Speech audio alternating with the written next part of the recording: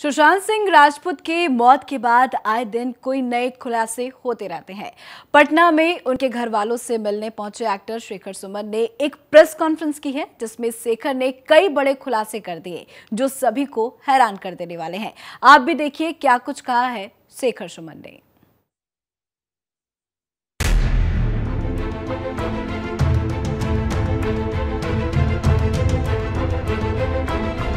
सुशांत सिंह राजपूत के जाने के बाद बॉलीवुड से लेकर पटना तक कंट्रोवर्सी हो रही है।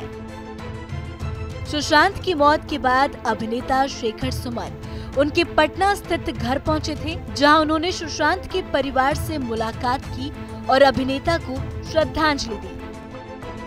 परिवार से मुलाकात के बाद पटना में उन्होंने मीडिया से बात करते हुए कई सवाल उठाए हैं।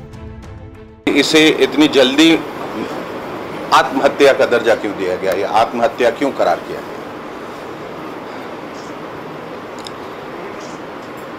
और इतनी जल्दबाजी में उनका पोस्टमार्टम क्यों किया गया।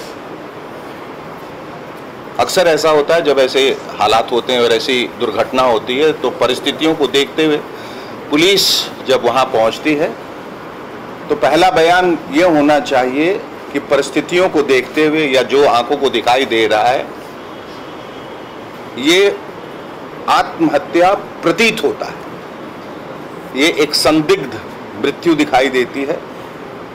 It could perhaps be suicide, लेकिन आप प्रमाण के साथ या बगैर प्रमाण के ये नहीं कह सकते कि ये आत्महत्या है। आपको ये कहना चाहिए कि ये जांच का विषय है और जांच के बाद हम बताएंगे कि आत्महत्या है या नहीं।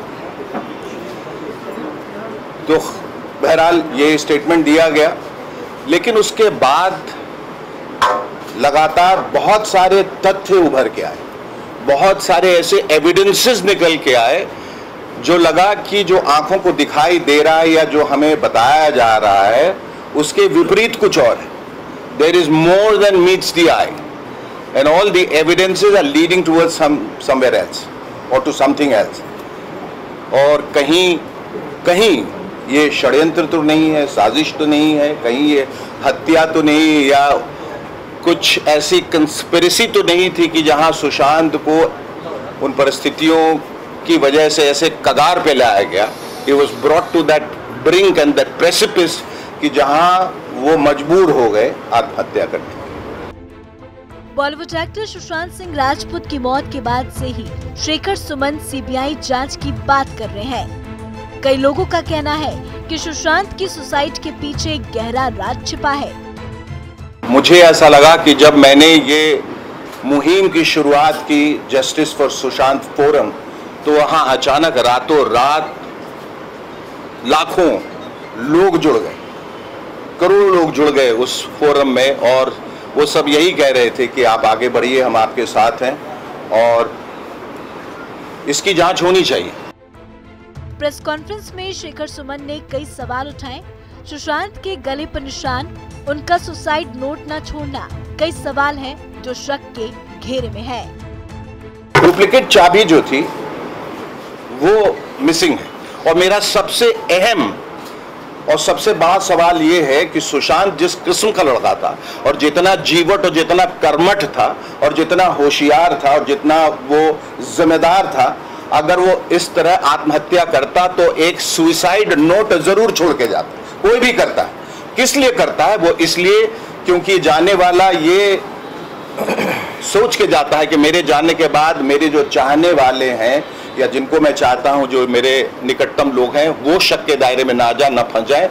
तो he leaves a suicide note when he categorically states that I am doing this out of my own will and volition. मैं अपनी मर्जी से, अपनी परेशानियों की वजह से ये कर रहा हूं और इसके लिए किसी को दोषी न ठहराया जाए। शेखर सुमन का कहना है कि कुछ ही महीनों के भीतर सुशांत ने करीब 50 सिम कार्ड बदले थे। आखिर क्यों? ये बात हजम नहीं हो रही लोग। सीसीटीवी कैमरा से छेड़छाड़, उसने कई सिम कार्ड्स पिछले महीनों में करीब 50 सिम कार्ड चेंज किए। क्या वजह थी? सिम कार्ड आदमी क्यों चेंज करता है? सिम कार्ड आदमी तब चेंज करता है जब वो किसी को अवॉइड करने की कोशिश कर रहा हो, किसी से बचने की कोशिश कर रहा हो, जब कोई थ्रेट हो, जब कोई खौफ हो। तो वो सिम कार्ड चेंज किया जाता। फिर जो ऊंचाई बताई जा रही है वो इतनी कम है, क्योंकि बंबई में जो छत है इससे ऊपर नहीं होती, वहाँ उसके ऊपर बिस्तर पे चढ़ के फिर उनका कद जो 6 फीट का था, तो जगह ही नहीं बच जाती है कि आप लटकें। फिर पहले इस कपड़े से, फिर बाथरोब से, फिर कुर्ते से लटका वगैरह वगैरह, ये बात निकल रही। और जो एक बहुत अहम तथ्य जो निकल के आया है प्राइमा फेसी, वो ये है कि गले में जो लाल निशान है, अगर वो कुर्ते से किया गया तो वो मोटा होना चाहिए, वो एक रस्सी का निशान लगता है। और अमूमन बल्कि हर बार जबकि कोई खुदकुशी करता है तो उसमें वी का निशान होना चाहिए, क्योंकि रस्सी ऊपर की तरफ जाता है। फिल्म इंडस्ट्री को गैंगिज्म बताते हुए शेखर सुमन ने कई बातें कही जो शॉक करने वाली थी। जो हमारी फिल्म इंडस्ट्री में है वो नेपोटिज्म नहीं है, वो गैंगिज्म है।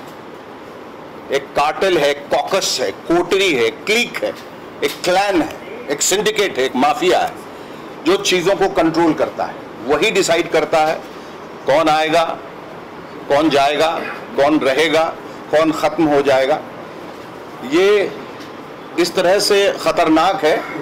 ये अंडरवर्ल्ड का गैंग नहीं है, ये वेस्टेड इंटरेस्ट का गैंग है, जो पूरी इंडस्ट्री को कंट्रोल में, अपने कब्जे में रखना चाहता है, ताकि वो अपना उल्लू सीधा कर सके, अपने प्रोडक्शन हाउस को आगे बढ़ा सके, पैसा कमा सके, शोहरत कमा सके।